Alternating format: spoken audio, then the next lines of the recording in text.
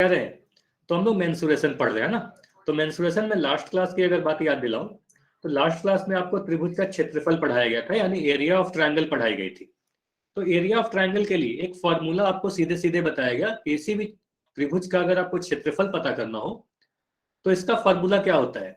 इसके लिए आप कहते हो सर क्षेत्रफल का फॉर्मूला होता है हाफ गुना आधार गुना ऊंचाई, है ना। यही फॉर्मूला है, हाफ गुना आधार गुना ऊंचाई, मतलब एरिया बराबर half into base into height. ये फॉर्मूला सीधे सीधे आपको याद है। और ये बोलोगे ये किसी भी त्रिभुज के लिए, कैसा भी त्रिभुज हो, सभी त्रिभुज के लिए ये सही फॉर्मूला होता है। मतलब अगर मैं कोई त्रिभुज बना दूं, ठीक है, आधार और ऊंचाई किसे कहोगे। अभी के लिए मैं अगर इस त्रिभुज का नाम दे देता हूं एबीसी, है ना। इस त्रिभुज का नाम दे दिया एबीसी, और अगर मैं बीसी को आधार ले लूं, आधार आप किसी भी भुजा को ले सकते हो, अगर मैं बीसी को आधार लूं तो क्या करोगे, सामने वाले सिर से एक लंब डालोगे और एडी हमारा ऊंचाई हो जाएगा। तो ये हमारा एच हो गया, और ये जो बीसी है ये हमारा बी हो गया। तो यहां से आप कहोगे इस त्रिभुज का जो क्षेत्रफल होता है half into base into height होता है। तो पहला फॉर्मूला तो ये पढ़ाया गया। उसके बाद दूसरे बार में आपको ये बताएगा किसी भी समकोण त्रिभुज, मान लो अगर आपके पास एक राइट एंगल ट्रायंगल है, अब इसकी तीनों भुजा आपको अगर दी गई है ए बी और सी, तो आप कहोगे सर इसका अगर मुझे क्षेत्रफल ज्ञात करने के लिए पूछा जाए तो मैं इस सी को छोड़ दूंगा, बाकी जो भी दो भुजा मिलती है बी और ए, तो इसमें से किसी को भी आधार किसी को भी ऊंचाई लेंगे तो हम कहेंगे 1/2 इंटू ए इंटू बी, है ना। यही फॉर्मूला था आपका। तो अगर समकोण त्रिभुज की बात की जाए तो हाफ इंटू ए इंटू बी करोगे, ठीक है। उसके बाद अगर एक समबाहु त्रिभुज की बात की जाए, मतलब इक्विलेटरल ट्रायंगल जिसकी तीनों ही भुजा बराबर होती है, तो अगर एक समबाहु त्रिभुज है आपके सामने जिसकी तीनों भुजा बराबर है और तीनों भुजा की लंबाई ए के बराबर है ना। ए मतलब भुजा। तो अगर भुजा ए के बराबर है तो इसका क्षेत्रफल क्या होता है, तो इसका क्षेत्रफल के लिए आपको फॉर्मूला बताया गया रूट 3/4 गुना भुजा स्क्वायर, है ना, भुजा स्क्वायर रूट 3/4 गुना ए स्क्वायर। अच्छा दीपेंद्र, आप ये लिंक क्यों डाल रहे हो चैट सेक्शन में। सभी के पास लिंक है तभी वो क्लास में आए ना, तो चैट सेक्शन में आपको लिंक नहीं डालना है, ठीक है।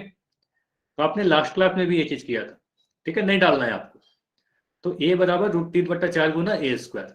तो क्षेत्रफल क्या होता है रूट 3/4 गुना, अच्छा चैट में कोई कुछ नहीं लिखेगा, अदरवाइज चैट को मैं बंद कर दूंगा अभी, कोई नहीं लिखेगा। तो क्षेत्रफल होता है रूट 3/4 गुना भुजा स्क्वायर।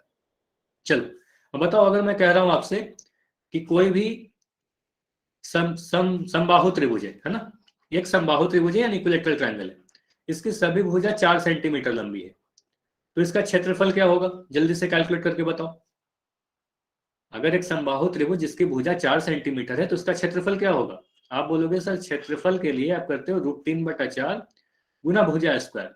4 सेंटीमीटर भुजा का मतलब ए का मान 4 दिया गया है ना, ए का मान 4 सेंटीमीटर दिया गया है, तो यहाँ पर मैं 4 का वर्ग लिख दूंगा।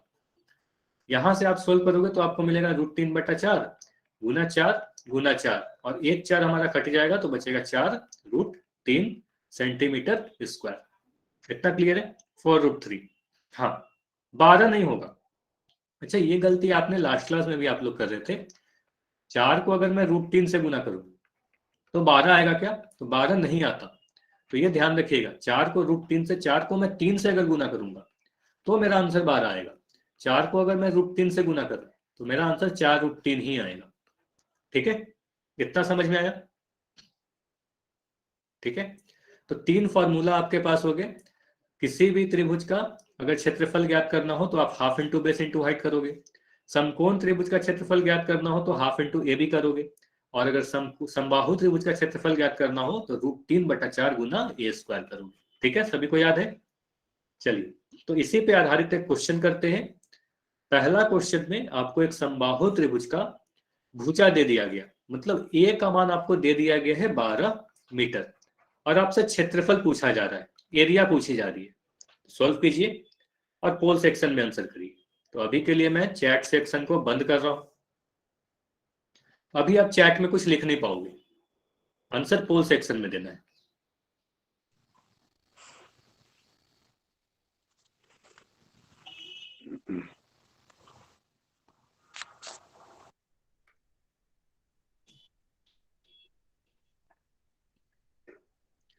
देखो अगर भुजा 12 मीटर है तो इस त्रिभुज का क्षेत्रफल क्या होगा।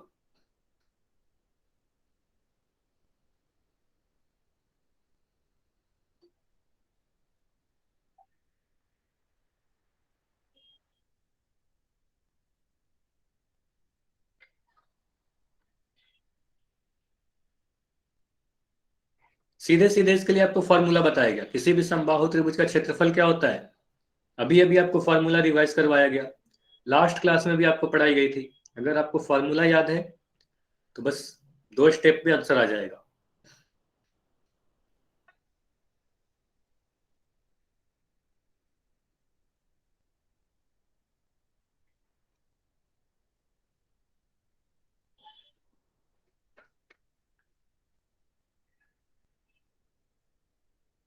देखो समबाहु त्रिभुज का अगर भुजा 12 मीटर है तो क्षेत्रफल क्या हो?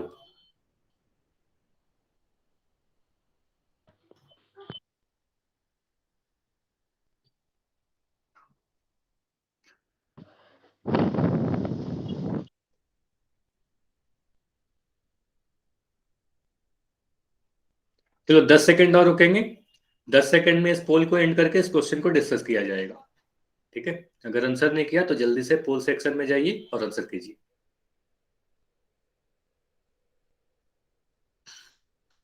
अभी भी काफी कम लोगों के आंसर आए हैं। चलिए 5 सेकंड और रुकते हैं।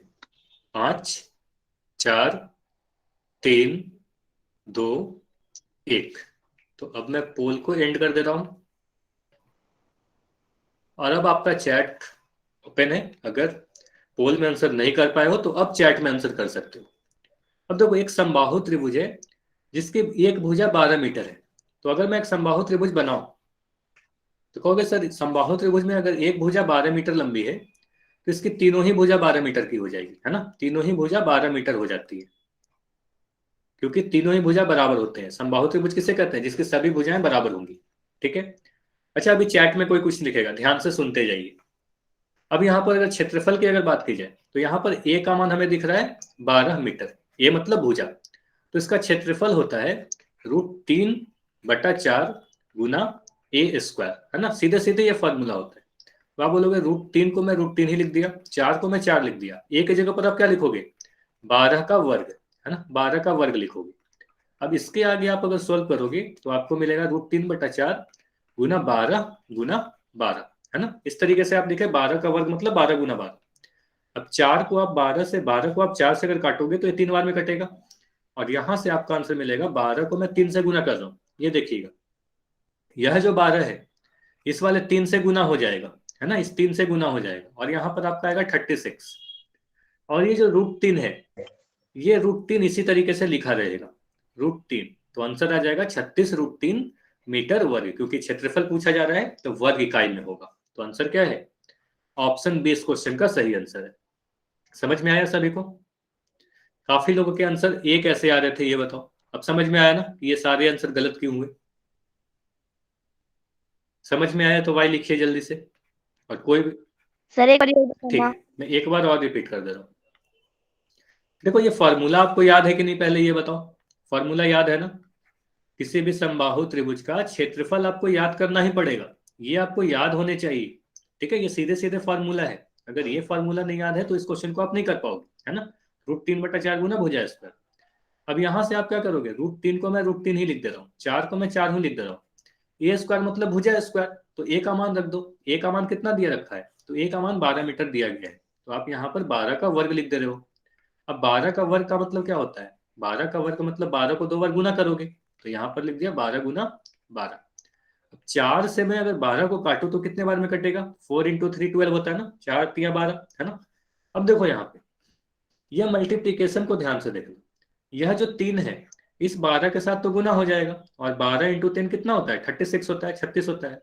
और ये जो √3 आपको दिख रहा है ये √3 इसी तरीके से लिखा जाएगा, इसको नहीं गुना करोगे तो ये 36√3 सेंटीमीटर में दिया गया ना। अगर भुजा मीटर में दी गई है तो हम यहाँ पर लिखेंगे मीटर का स्क्वायर, मीटर वर्ग। क्लियर है? अब समझ में आया?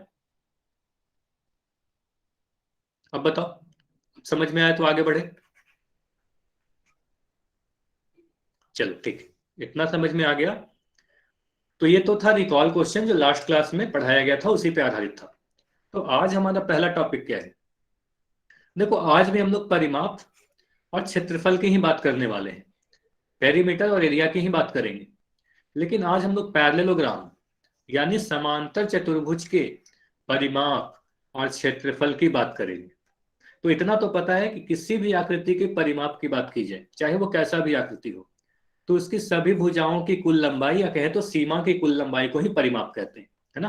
तो समांतर चतुर्भुज के लिए भी अगर मैं परिमाप को बताऊं तो कहूंगा समांतर चतुर्भुज का जो परिमाप होगा उसके चारों भुजा की लंबाई होगी, है ना, चारों भुजाओं के योग यानी जोड़ देंगे, है ना। तो अगर मैं एक समांतर चतुर्भुज बना दूं,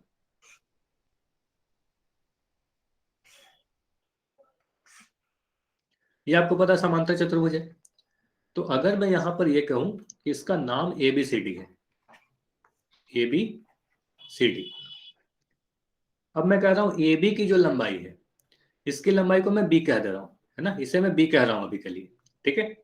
और बीसी की लंबाई को मैं ए कह रहा हूं, ठीक है, बीसी की लंबाई को मैं ए कह रहा हूं। तो अगर ए बी की लंबाई बी है तो कोई सी डी की लंबाई बता सकता है क्या? सी डी की लंबाई क्या होगी? अगर ए बी की लंबाई बी है तो सी डी की लंबाई क्या होगी, ये बताओ।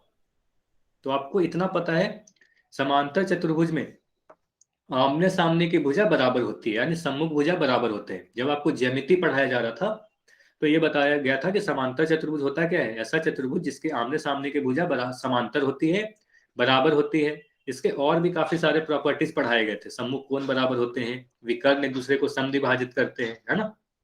ठीक है, ठीक है। अच्छा दीपेंद्र, आपको अगर उस क्वेश्चन में डाउट है तो क्लास के एंड में रुक जाइएगा, ठीक है। अब मैं दोबारा से वो चीज नहीं बताऊंगा, है ना। अभी आप रुक जाइएगा क्लास के एंड में, फिर मैं उसको डिस्कस कर लूंगा। चलिए, तो डीसी की लंबाई भी आप कहोगे बी हो जाएगी, है ना, क्योंकि सामने की भुजा बराबर होती है।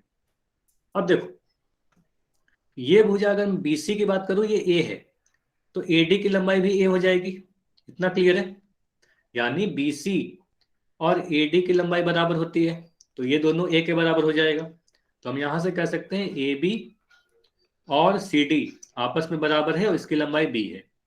यहां से मैं कह सकता हूं सी बी या बी सी किसके बराबर है, ए डी के बराबर है और इसकी लंबाई ए है।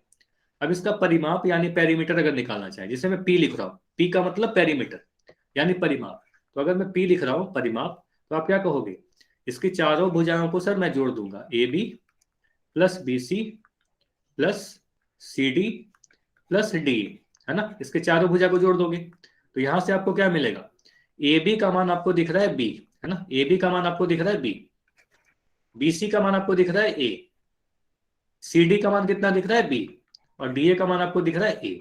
इतना क्लियर है सभी का? अब यहां के आगे आप बढ़ोगे तो आपको दिखेगा ए प्लस ए, अगर मैं ए को ए से जोड़ू तो आपको दिख जाएगा 2a, ठीक है।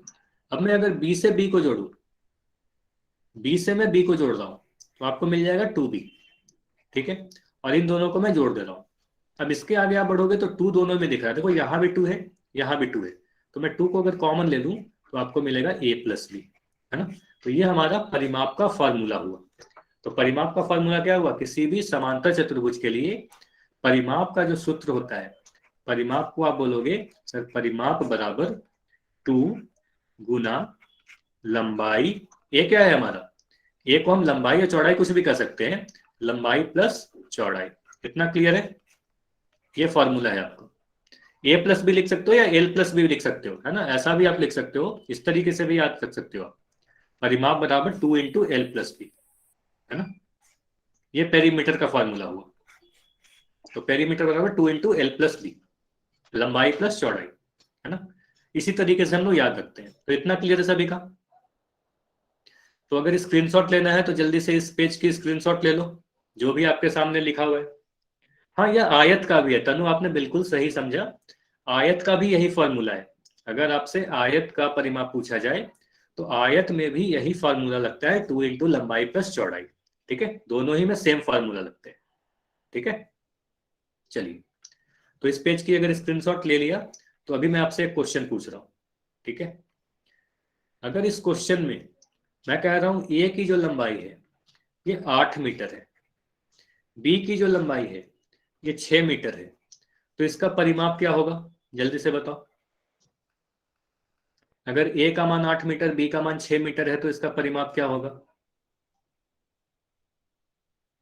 ठीक है, एक आंसर आया है अब तक, बाकी सभी लोग सोल्व करके बताएं।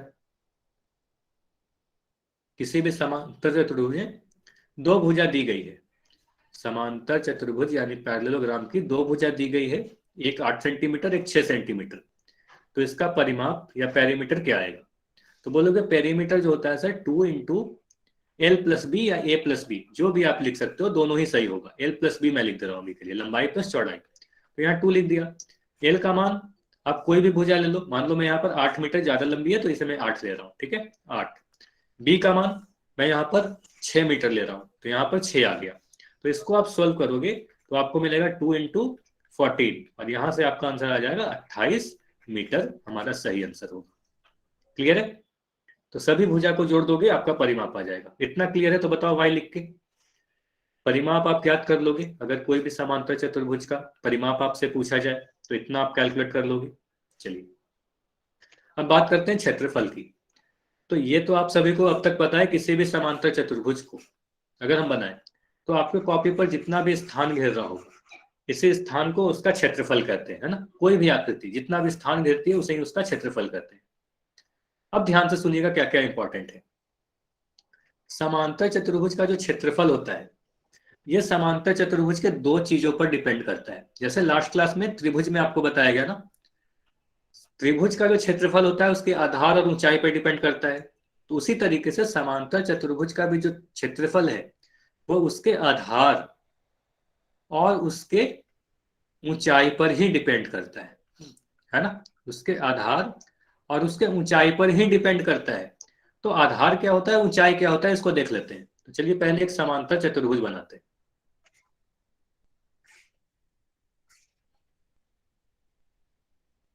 ठीक है, ये आपको दिख रहा होगा एक समांतर चतुर्भुज। चलिए अब इसका नाम मैं दे रहा हूं ABCD।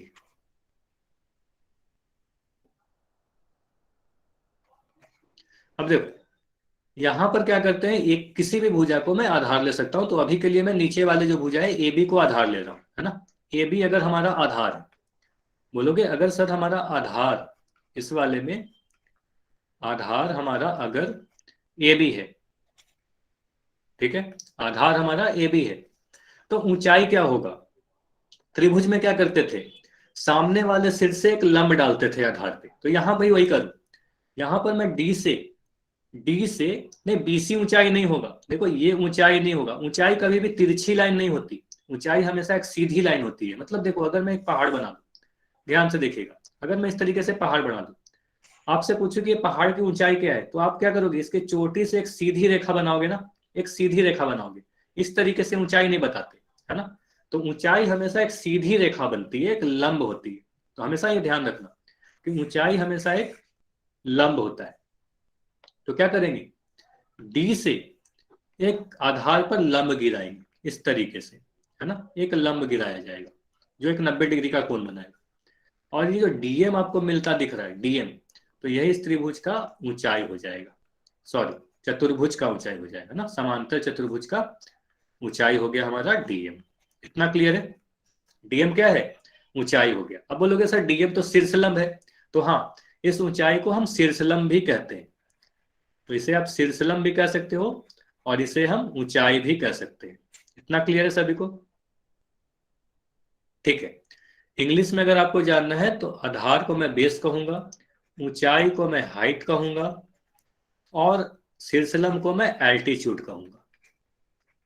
ठीक है, ठीक है, आधार को बेस कहेंगे, ऊंचाई को हाइट कहेंगे और शीर्षलंब को एल्टीट्यूड कहते हैं। ठीक है, तो यहां पर मैं क्या कर सकते हैं, AB अगर आधार है, ये ध्यान देखिएगा, अगर AB हमारा आधार है तो ऊंचाई हमारा DM हो जाएगा। तो ये वाला जो लाइन आपको दिख रहा है ये हमारा ऊंचाई हो जाएगा।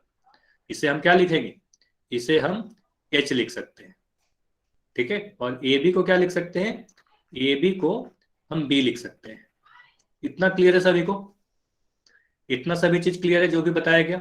हाइट क्या होगा, आधार क्या होगा, ऊंचाई निकालते कैसे हैं, सामने वाले सिर से एक लंब डाल देते हैं। ठीक है, चलिए अब अगर इतनी चीज आपको पता है तो अब बोलोगे सर आप तो ये बता रहे थे कि किसी भी समांतर चतुर्भुज का क्षेत्रफल उसके आधार और ऊंचाई पर निर्भर करता है। तो ये कैसे निर्भर करता है, तो देखो एक फॉर्मूला है आपके पास।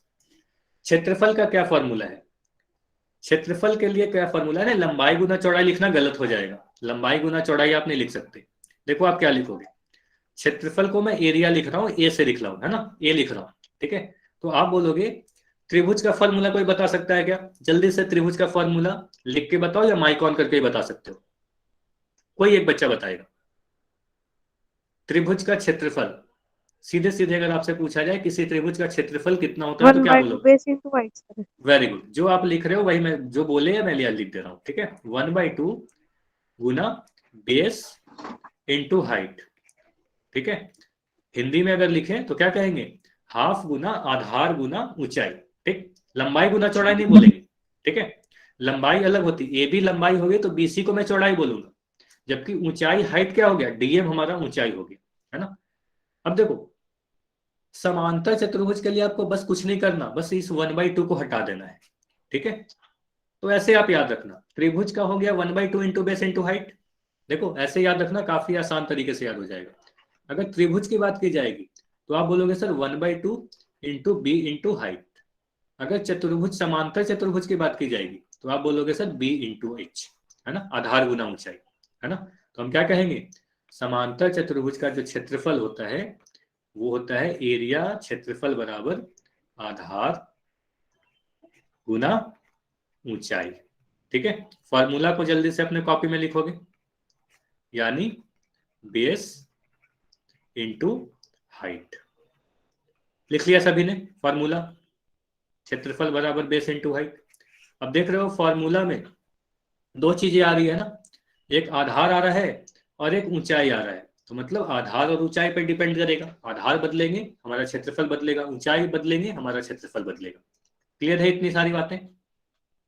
ये सारी बातें क्लियर हुई ना हुई नहीं हुई, ये बताओगे, ठीक है। तो क्षेत्रफल हो गया आधार गुना ऊंचाई। तो कभी भी आपको आधार दे दिया जाए, ऊंचाई दे दिया जाए, आप क्षेत्रफल ज्ञात कर सकते हो। चलो, तो जल्दी से इस पेज की आप स्क्रीनशॉट लोगे, 5 सेकंड का समय है आपके पास। देखो यहाँ पर क्या बोला गया है। डीएम क्या है? हमारा शीर्षलंब है, जिसे हम ऊंचाई भी कहते हैं, है ना। ऊंचाई भी कहते हैं, शीर्षलंब को ही ऊंचाई कहते हैं, ठीक है। और क्षेत्रफल का फॉर्मूला आधार गुना शीर्षलंब बोलो या आधार गुना ऊंचाई बोलो, यानी बेस इंटू हाइट, ठीक है। Half into base into height होगा त्रिभुज के लिए, बेस इंटू हाइट होगा समांतर चतुर्भुज के लिए, ठीक है। तो जल्दी से बताओ, अगर मैं इस चित्र में कुछ कुछ मान आपको दे रहा हूं, ठीक है। इस वाले चित्र में मैं कह रहा हूं ए बी का जो मान है, ए बी का मान आपको दे रखा है 10 मीटर, ठीक है। डीएम का जो मान है, डीएम का मान आपको दे रखा है 8 मीटर। और जो एडी का मान है, एडी का मान आपको दे रखा है 7 मीटर। तो त्रिभुज का क्षेत्र सॉरी चतुर्भुज का क्षेत्रफल क्या होगा? जल्दी से बताओगे, समांतर चतुर्भुज का क्षेत्रफल क्या होगा?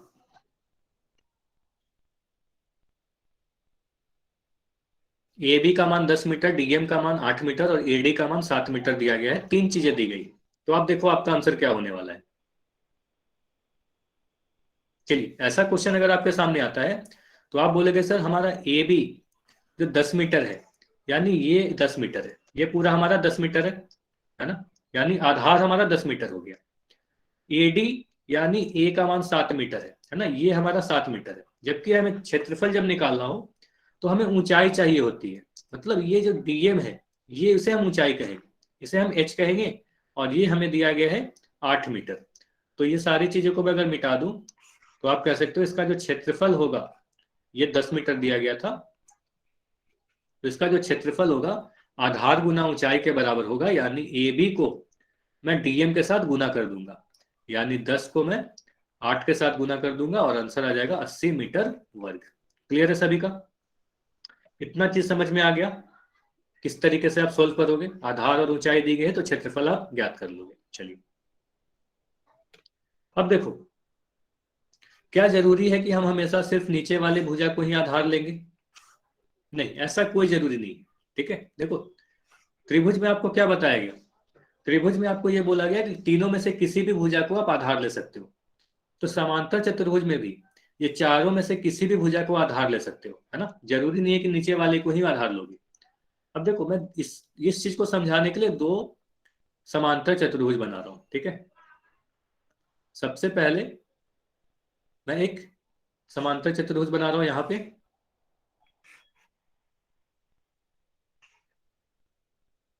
और बिल्कुल यही समांतर चतुर्भुज फिर से बना रहा हूं, ठीक है। ये दोनों बिल्कुल सेम ही है।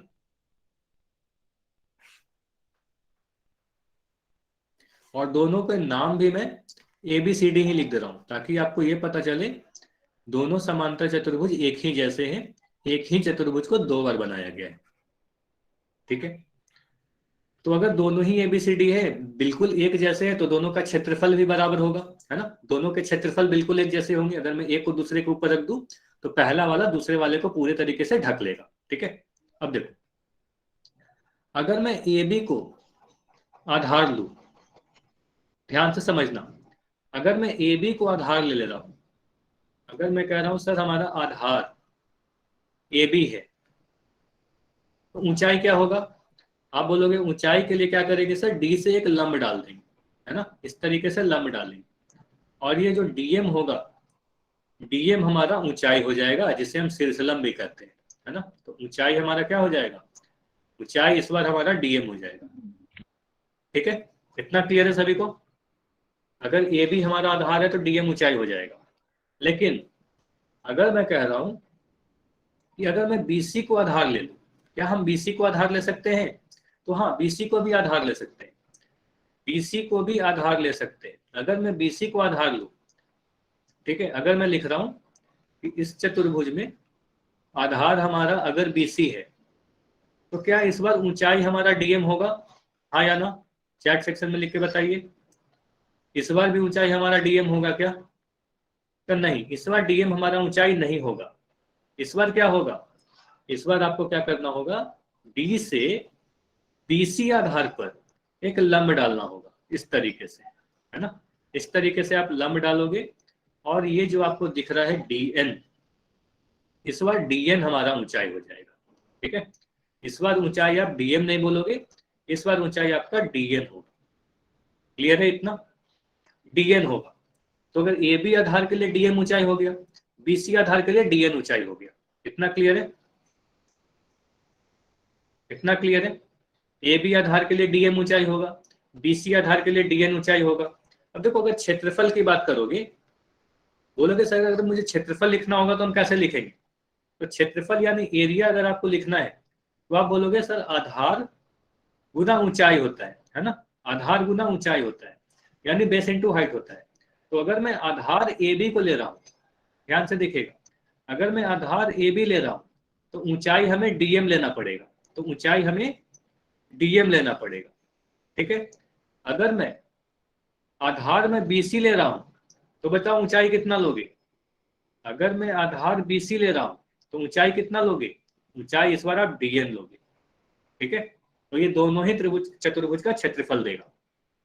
समांतर चतुर्भुज का क्षेत्रफल ये दोनों देंगे और दोनों ही से मान बराबर आएंगे। मतलब अगर इससे हमारा मान 100 मीटर स्क्वायर आ रहा है तो इस वाले से भी हमारा मान 100 मीटर ही स्क्वायर आएगा, है ना। दोनों के मान बिल्कुल सेम ही आने वाले हैं क्योंकि दोनों एक ही चतुर्भुज का क्षेत्रफल बता रहे हैं। क्लियर है इतना? इतनी बातें समझ में आए कि जैसे आप कोई भी भुजा ले सकते हो, उसका ऊंचाई सामने वाले सिर से लेना पड़ेगा। मतलब यहां से क्या पता चला? अच्छा, आप बोलोगे सर CD को भी आधार ले सकते हैं क्या? ये बताओ, CD को भी आधार ले सकते हैं क्या? हाँ या ना? चैट सेक्शन में लिख के बताओ, क्या CD को भी आधार लिया जा सकता है? तो हाँ बिल्कुल, CD को भी आधार ले सकते हैं, किसी को भी आप आधार ले सकते हो। त्रिभुज में क्या बताया गया? तीनों भुजा में से किसी को आधार ले सकते हो, तो चतुर्भुज में भी चारों में से किसी को भी आधार ले सकते हो, है ना। तो आपको देखो, यहां पर आपको दिख रहा है ना, AB और CD आपस में बराबर होंगे। AB CD के बराबर होगा और BC AD के बराबर होगा, इसलिए मैं दो ही बता रहा हूं, ठीक है। मैं दो ही बता रहा हूं। अच्छा हाँ अंकित, ध्यान से सुनिएगा, यहां पर आपको बस यही बताया गया कि किसी भी समांतर चतुर्भुज में आप किसी भी भुजा को आधार ले सकते हो।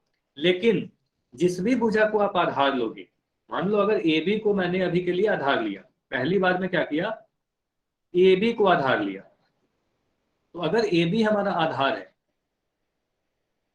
अगर AB हमारा आधार है तो इस बार ऊंचाई हमारा DM होगा। मतलब सामने वाले भुजा से मैं एक लंब डाल दूंगा, इसे मैं ऊंचाई कह रहा हूं।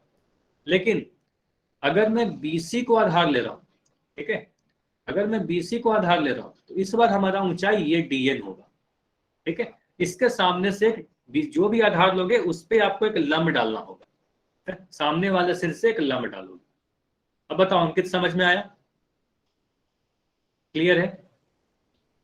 तो जो भी भुजा आप आधार ले रहे हो उसी आधार पर सामने वाले सिर से एक लंब डालोगे और उसे ही हम शीर्ष लंब को ही ऊंचाई कहेंगे। ठीक है, चलिए। तो पहला चीज तो ये समझ में आ गया। अब देखो एक बार मैं समराइज कर रहा हूं, ध्यान से सुनिएगा। बोला ये जा रहा है किसी भी समांतर चतुर्भुज में आप किसी भी भुजा को आधार ले सकते हो, लेकिन जो भी आधार लोगे उसी आधार पर आपको एक शीर्षलंब डालना होगा। उसी शीर्षलंब को हम ऊंचाई कहेंगे। क्लियर है ये बातें? कितनी समझ में आई? अच्छा, ये इक्वल क्यों है? इक्वल इसलिए है कि A B into D M क्या है? देखो, A M into D M क्यों है? ये समझते हैं कि दोनों इक्वल क्यों है। A B into D M आप कह रहे हो ना कि चतुर्भुज ए बी सी डी का क्षेत्रफल है। चतुर्भुज ए बी सी डी का क्षेत्रफल है। A B into D M क्या है? इस चतुर्भुज का क्षेत्रफल है। क्लियर है? राकेश आप ये बताओगे। और B C into D M क्या है? यह भी इस चतुर्भुज का क्षेत्रफल है। ए बी सी डी चतुर्भुज का ही क्षेत्रफल है। तो दोनों ही चीजें जो है, दोनों ही इक्वेशन जो है चतुर्भुज ए बी सी डी का ही क्षेत्रफल बता रहे हैं, है ना? तो दोनों आपस में इक्वल होंगे, है ना? तो दोनों आपस में इक्वल होंगे। ए बी गुना डी एम और बी सी गुना डी एम आपस में बराबर होंगे। क्लियर है? क्योंकि दोनों एक ही चतुर्भुज के क्षेत्रफल बता रहे हैं। चलिए अब आगे बढ़ते हैं। अब देखो, शीर्षलंब को एक तरीके से और सीख सकते हो आप। देखो, शीर्षलंब के बारे में एक बात और आपको ध्यान रखना है।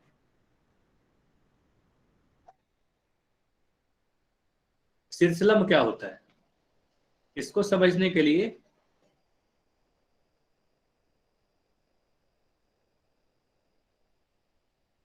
देखो ये सारी चीजें क्या है। सबसे पहले ये बताओ, अगर मैं दो लाइन बना रहा हूं, नीचे में देखना, लाइन L1 और लाइन L2, ये दोनों समांतर रेखाएं है ना, आपस में समांतर है। अब अगर मैं आपसे ये पूछूं कि ये दोनों के बीच की दूरी जो है वो कितनी दूरी है, तो आप ये लाइन को बताओगे रेड कलर वाली या ग्रीन कलर वाली, ये बताओगे। अगर रेड लगता है तो आप R लिखोगे,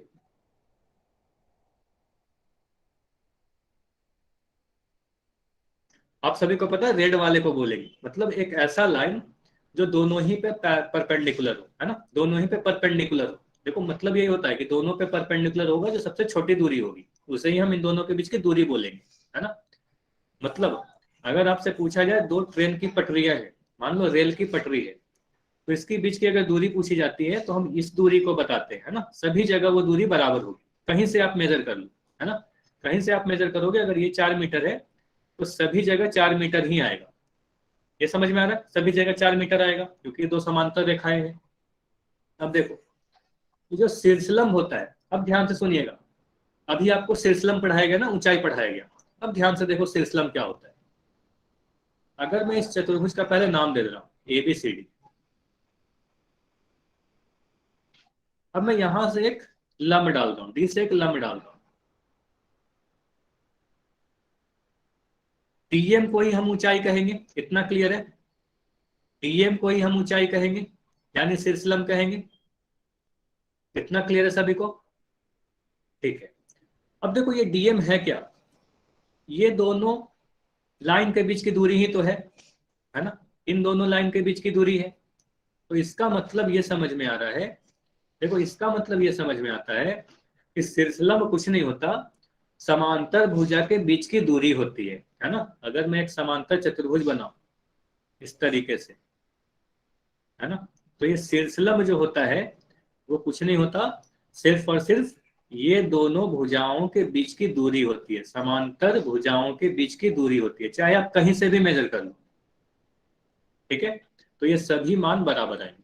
अगर यहां पर से मैं कह रहा हूं ये 4 मीटर है, तो सभी जगह पर ये 4 मीटर होगी। इतना क्लियर है कि शीर्षलंब या ऊंचाई क्या होता है? समांतर भुजाओं के बीच की दूरी होती है। ठीक है। अगर मैं ये दोनों भुजा को ले लूं तो इसके बीच की दूरी को हम शीर्षलंब कहेंगे। समझ में आया? दो चीज समझ में आई। चलो, इसको जल्दी से इस पेज की आप स्क्रीनशॉट लोगे। ठीक है, इस पेज की जल्दी से स्क्रीनशॉट लोगे। सारी चीजें जो पढ़ाई गई है वही चीज लिखा गया है। 5 सेकंड है आपके पास। 5 4 3 2 1। अब देखो क्या क्या चीजें लिखी गई। सबसे पहले आपको यह बताएगा किसी भी समांतर चतुर्भुज का क्षेत्रफल क्या होता है। आधार गुना ऊंचाई, शीर्षलंब को ही ऊंचाई कहते हैं। ठीक है, पहला नोट में देखो क्या लिखा गया है। हम आधार के रूप में समांतर चतुर्भुज की कोई भी भुजा ले सकते हैं, लेकिन परंतु शीर्षलंब या ऊंचाई उसी भुजा का लेना होगा जिसे हमने आधार माना है। तो जिसको भी आधार मानोगे उसी पे आपको शीर्षलंब डालना होगा। ठीक है, उसे ही ऊंचाई कहेंगे। दूसरा चीज, शीर्षलंब आधार तथा उसके सम्मुख भुजा के बीच की दूरी होती है। अभी अभी आपको बताया गया कि दो समांतर भुजा के बीच की दूरी को ही हम शीर्षलंब कहेंगे और उसे ही हम चतुर्भुज की ऊंचाई भी कहते हैं। क्लियर है ये सारी बातें? सारी बातें अब तक क्लियर है तो जल्दी से वाई लिख के बताओ। अब तक कोई भी डाउट है तो एन लिख सकते हो या अपना डाउट टाइप कर सकते हो। ठीक है, अब पोल सेक्शन में आपसे क्वेश्चन पूछा जाएगा। चलिए चलिए, तो पहला क्वेश्चन है आपके सामने, काफी आसान सा। तो यहाँ पर समांतर चतुर्भुज के दो भुजा दी गई है और आपसे परिमाप पूछा जा रहा है। काफी आसान सा क्वेश्चन है। ठीक है, तो इस क्वेश्चन के लिए आपको समय काफी कम मिलने वाला है। काफी आसान सा क्वेश्चन है, तो जल्दी से आंसर करना है। अगर ABCD समांतर चतुर्भुज में दो भुजा AD और AB की लंबाई 7 सेंटीमीटर और 9 सेंटीमीटर दी गई है तो इसका परिमाप या पेरीमीटर क्या होगा?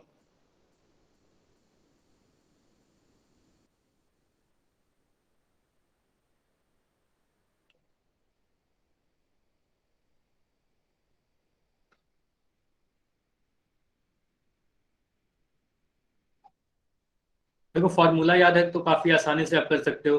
फॉर्मूला नहीं भी याद है तो भी आप कर सकते हो।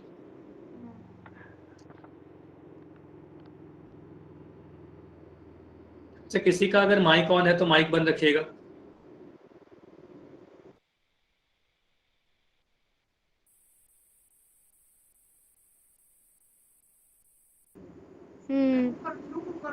अच्छा, माइक नहीं ऑन करना है, माइक बंद रखना है।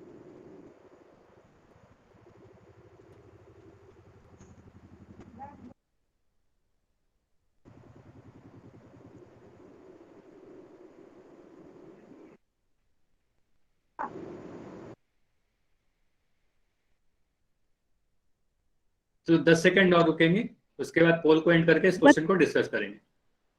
अच्छा, 32 सेंटीमीटर। माइक नहीं ऑन करना है, आपको कई बार बताया गया है ना। माइक नहीं ऑन करना है, आपको पोल सेक्शन में आंसर देना है। पोल सेक्शन में पता नहीं कैसे होता है। ठीक है, तो क्लास के एंड में रुककर मुझसे पूछ लेना। ठीक है, पोल सेक्शन के बारे में नहीं पता तो पोल के बारे में पूछ लीजिएगा। क्लास लेफ्ट करके ओके नहीं सर। जाना है, क्लास के एंड में लेफ्ट करके मत जाइएगा। ठीक है, पूछ लीजिएगा। Okay sir. चलो चलो, अभी माइक बंद करो। चलो, अब इस क्वेश्चन को देखते हैं। अब देखो, चैट सेक्शन ओपन है। अगर पोल के बारे में नहीं पता तो अब चैट में आंसर लिख दीजिए। चलो, तो समांतर चतुर्भुज ABCD में देखो, AD की लंबाई 7 सेंटीमीटर दी गई और AB की लंबाई 9 सेंटीमीटर दी गई है ना। तो इसे मैं A कह दे रहा हूँ या इसे मैं B कह रहा हूँ और इसे मैं A कह रहा हूँ, है ना। इसे मैं A कह रहा हूँ, तो B और A का मान दे दिया गया। अब क्या कहोगे?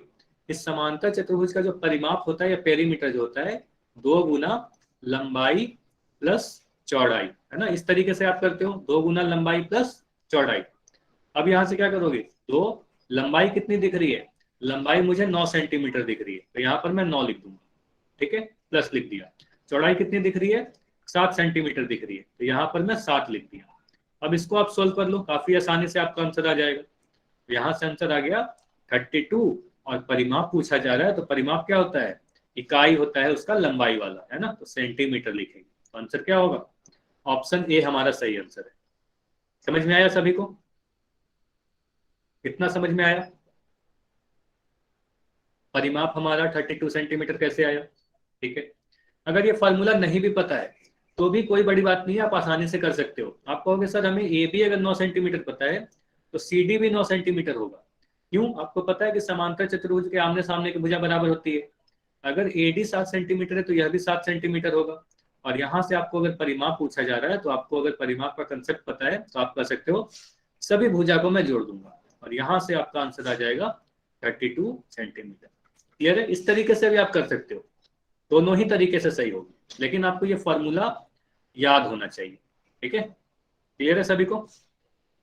चलिए, तो अगला क्वेश्चन है आपके सामने। इस बार देखो, आपको PQRS का परिमाप दिया गया है और एक भुजा दी गई है, तो आपसे बाकी सभी भुजा की लंबाई पूछी जा रही है।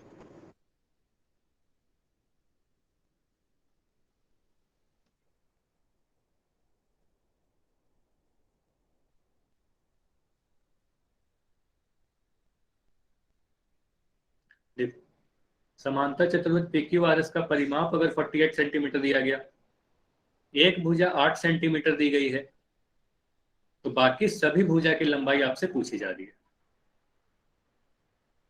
तो इस क्वेश्चन को करने के लिए आपके पास समय दिया जा रहा है, आराम से सोल्व कीजिए, फिर आंसर करना है।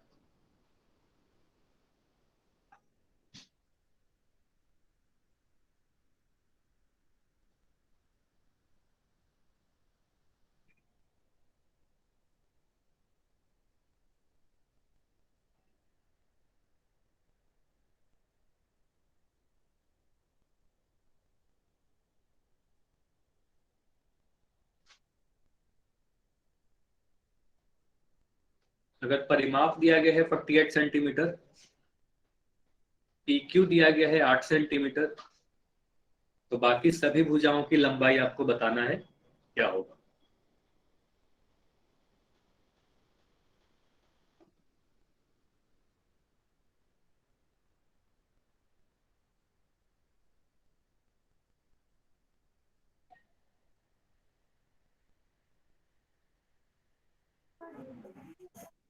आवाज नहीं आ रही अच्छा, आपकी। हाँ, अभी आपको सोल्व करना है, इसलिए आवाज नहीं जाती है। अभी आप खुद से सोल्व करें। सर कर लिया सोल्व तो।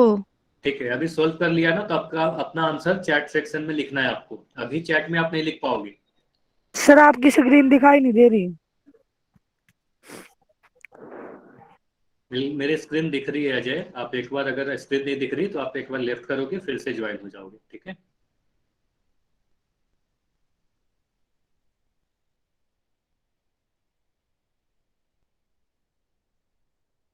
चलो अब 5 सेकंड है और आपके पास, 5 सेकंड और है।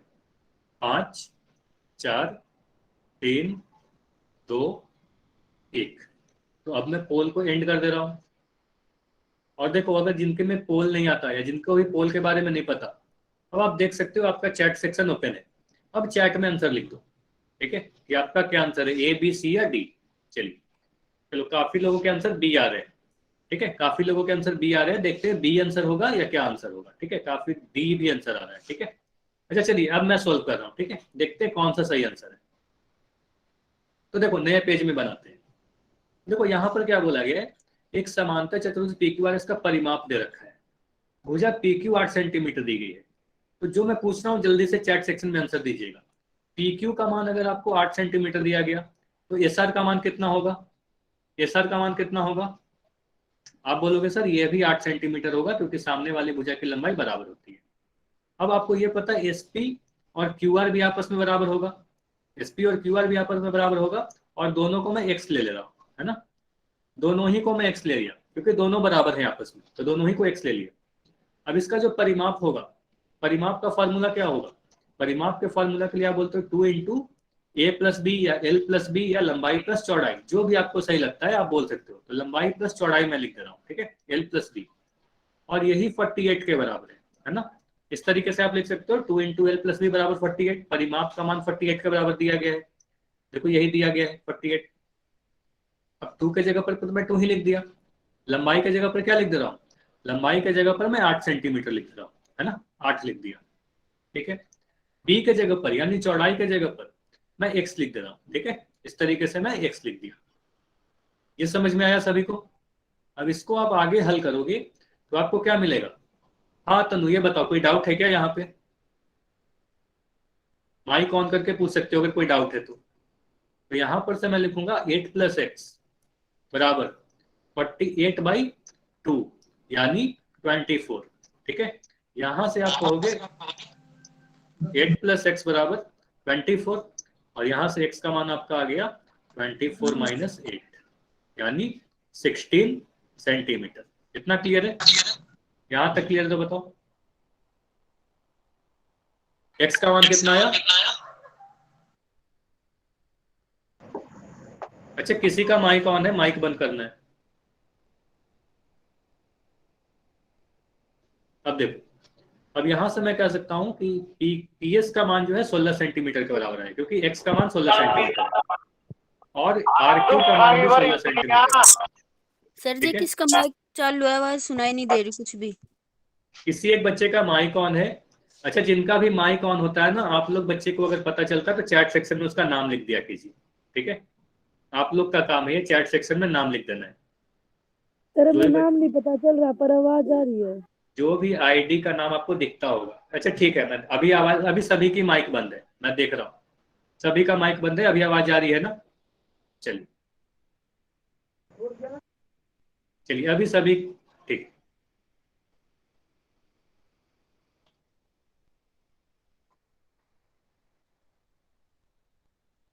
लंबाई चौड़ाई का कुछ भी आप देखो, लंबाई किसी को भी ले सकते हो, चौड़ाई किसी को भी ले सकते हो। तनु, आप लंबाई देखो 8 सेंटीमीटर, यहाँ मुझे पता नहीं था कि 16 सेंटीमीटर आने वाला है।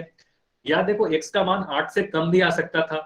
सॉल्व करने के पहले हमें ये नहीं पता होता कि वो लंबाई ही है चौड़ाई है, तो आप कुछ भी लिख सकते हो। ठीक है, आपका आंसर गलत नहीं होगा, है ना? समझ में आया? ऐसा नहीं है कि आपको यही लंबाई लिखना ही होगा। आपको सोल्व करने के पहले ये नहीं पता था ये 16 सेंटीमीटर आएगा, 8 से बड़ा आएगा या 8 से छोटा आएगा, है ना? तो हम इसलिए PQ को लंबाई ही ले लिए। ठीक है, अब x का मान 16 सेंटीमीटर आया। अब यहां से आपको क्या पता चल रहा है? PQ और SR का मान 8 सेंटीमीटर और ये दोनों भुजाएं की लंबाई 16 सेंटीमीटर, है ना? चलिए, अब देखो, अब सभी ऑप्शन को देखते हैं तो कौन सा सही आंसर होगा। आपको ये पता है ना, ये 8 सेंटीमीटर है, यह 8 सेंटीमीटर है, यह 16 सेंटीमीटर है और यह भी 16 सेंटीमीटर है। अब यहां से आप देखोगे सभी ऑप्शन को तो आपको दिखेगा ऑप्शन डी हमारा सही आंसर है। क्लियर है? इतना क्लियर है तो बताओ, ऑप्शन डी सही है ना? वाई लिख के बताइएगा। अच्छा, मेहताब के नाम से जो बच्चे, आपका माइक आप बंद करो। चलो ठीक, चलिए अब आगे बढ़ते हैं। तो अगले क्वेश्चन में आपको एक, ठीक है मैं दोबारा समझा दे रहा हूँ। ठीक, अच्छा दीपेंद्र इतना बताओगे ये सारी चीज समझ में आई कि नहीं आई? यहां पर मुझे ये भुजा 8 सेंटीमीटर दी गई है, ये 8 सेंटीमीटर यह हो जाएगी, आमने सामने की भुजा बराबर होती है। सर दोबारा से फिर कोई माइक ऑन करके गाना चला रहा अच्छा है। ठीक है, अभी माइक सभी लोग बंद करेंगे, अभी माइक बंद करेंगे। अभी देखो कोई भी अब अपना माइक नहीं ऑन कर पाएगा।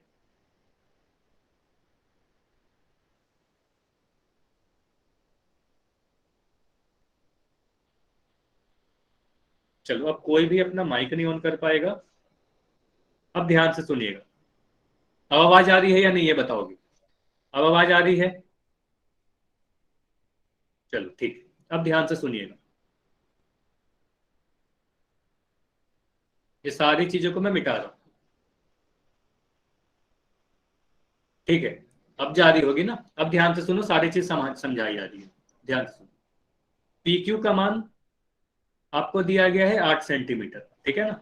अगर PQ का मान 8 सेंटीमीटर है तो आप बोलोगे सर SR का मान भी 8 सेंटीमीटर होगा, है ना? SR का मान भी 8 सेंटीमीटर होगा क्योंकि सामने वाली भुजा बराबर होती है। अब देखो PS को मैं x ले रहा हूं, अगर PS को x लोगे तो RQ को भी x लेना पड़ेगा। ये समझ में आया दीपेंद्र? इतना समझ में आया? दीपेंद्र आप ये बताओ, चैट में लिख के बताओ यस या नो। ठीक है, PQ और SR बराबर होगा, PS और RQ बराबर होगा। ठीक है, चलिए ये दोनों को x ले लिया गया। अब परिमाप, पेरीमीटर कितना दिया गया है? पेरीमीटर 48 सेंटीमीटर दिया गया ना, परिमाप 48 सेंटीमीटर दिया गया है। अब परिमाप आपको आप क्या लिखोगे? परिमाप के लिए आपके पास फॉर्मूला है 2 × लंबाई प्लस चौड़ाई, है ना? या ए प्लस बी ऐसे भी लिख सकते हो। बोलोगे सर आपने ए प्लस बी लिखा था, तो ए प्लस बी भी लिख सकते हैं, एल प्लस बी भी लिख सकते हैं, कुछ भी आप लिख सकते हो। तो एल प्लस बी लिखा, 2 इंटू एल प्लस बी, और यही 48 के बराबर है। इतना क्लियर है? एक एक स्टेप पूछ रहा हूँ, जल्दी से चैट में लिख के बताइए इतना क्लियर है या नहीं क्लियर है। दीपेंद्र आप ही बोले थे रिपीट करने के लिए, आप बताओगे। चलिए ठीक है, अब देखो आगे बढ़ता हूँ।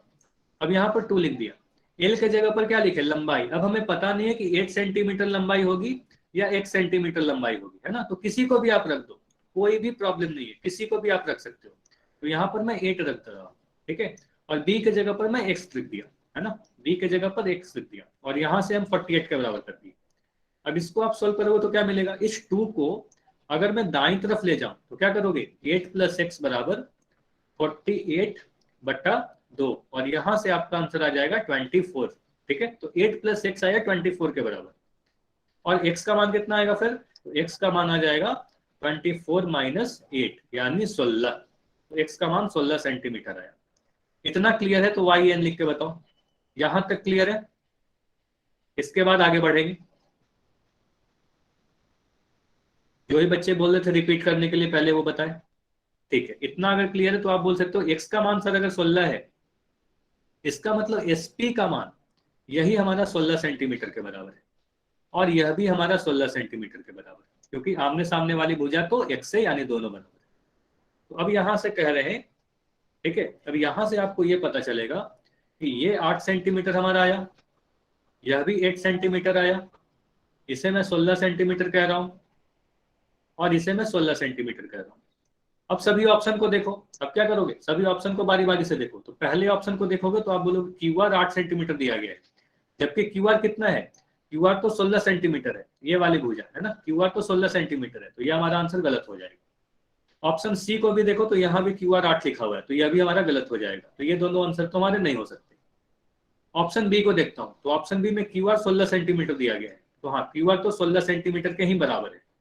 आगे बढ़ो, S R, S R 16 centimetre है क्या, तो आप बोलोगे एस आर तो सर 8 सेंटीमीटर है ना, तो इसलिए यह भी हमारा गलत हो गया, तो यह भी हमारा, सॉरी, यह भी हमारा आंसर नहीं हो सकता, क्योंकि एस आर 16 सेंटीमीटर नहीं है। अब ऑप्शन डी को देखो, ऑप्शन डी में बोला गया क्यू आर 16 सेंटीमीटर, जो सही है, क्यू आर 16 सेंटीमीटर के ही बराबर है।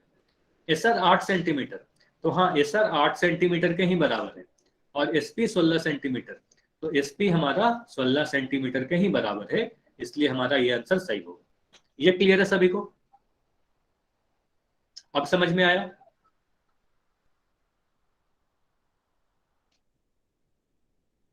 चलिए, तो अगले क्वेश्चन में आपसे सीधे फॉर्मूला पे क्वेश्चन है। इसमें कुछ भी नहीं दिया गया, आधार या ऊंचाई, बस एक चित्र बना के दे दिया गया है, और आपसे इस चतुर्भुज का क्षेत्रफल पूछा जा रहा है।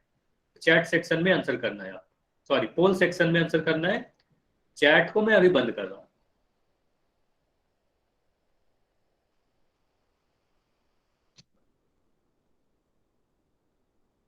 अच्छा अजय, अपना कैमरा बंद करोगे, अजय संजय।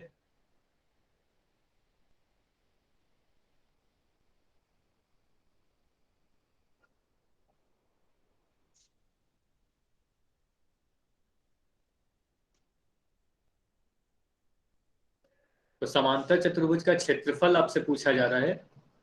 एक चित्र देखिए, तो आपको देखना है कि कौन सा आंसर सही होगा।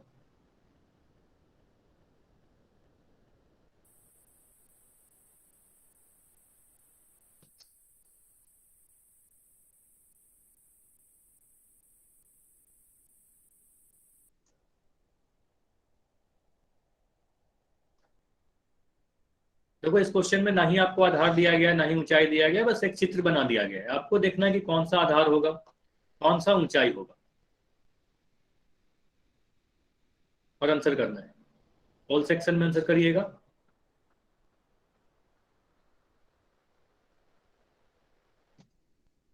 दीपेंद्र आपको कैमरा बंद करना है।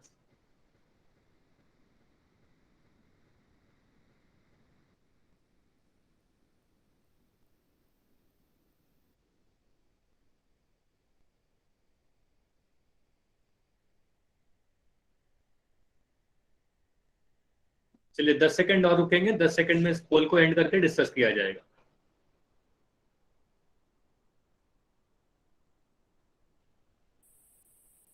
पांच सेकंड और, आखिरी 5 सेकंड और है। 5 4 3 2 1। तो अभी मैं पोल को एंड कर रहा हूं। अब देखो, अगर इसकी बात की जाए तो आप क्या करोगे? आपको चतुर्भुज का क्षेत्रफल पूछा जा रहा है, एक समांतर चतुर्भुज दिया गया है। आपको पता है समांतर चतुर्भुज का क्षेत्रफल यानी एरिया जो होता है वो बेस इनटू हाइट यानी आधार गुना ऊंचाई के बराबर होता है ना, आधार गुना ऊंचाई, है ना, यही फॉर्मूला है, यानी बेस इनटू हाइट। अब अगर मैं यहाँ पर देखो CD की लंबाई 9 सेंटीमीटर दी गई है, तो AB की लंबाई क्या होगी, जिसे मैं आधार कह सकता हूँ। तो ये जो आधार है इसकी लंबाई भी 9 सेंटीमीटर होगी, है ना, इसकी लंबाई 9 सेंटीमीटर होगी, और इसे मैं आधार कह रहा हूँ। तो यहाँ पर मैं कहूंगा आधार हमारा 9 सेंटीमीटर हुआ, ठीक है। ऊंचाई कौन सा होगा, आप बताओ, ऊंचाई 6 सेंटीमीटर होगा या 8 सेंटीमीटर होगा, ये बताओ। ऊंचाई 6 सेंटीमीटर होगा या 8 सेंटीमीटर होगा, ये बताओगे। तो आप बोलोगे सर ऊंचाई जो है वो सिर से डाला गया लंब होता है, यानी ये वाली ऊंचाई होती है, तो हम कहेंगे 8, है ना, और इन दोनों को गुना करोगे तो आपको मिल जाएगा 72। अब बोलोगे 72 से ऑप्शन ए में भी है, ऑप्शन सी में भी है, तो मैं बोलूंगा इकाई आप देखो, तो इकाई क्षेत्रफल पूछा जा रहा है, तो इकाई हमेशा वर्ग इकाई के साथ लिखा जाएगा, सेंटीमीटर स्क्वायर लिखा जाएगा। तो आंसर क्या होगा, ऑप्शन सी इस क्वेश्चन का सही आंसर होगा। इतना क्लियर है, इतना क्लियर है।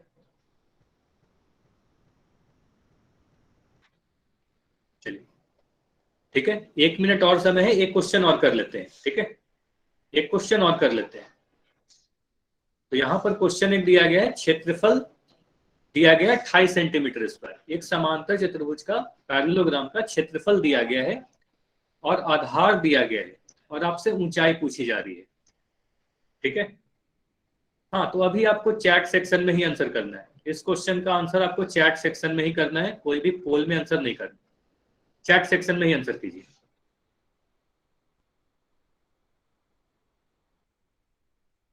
ठीक है,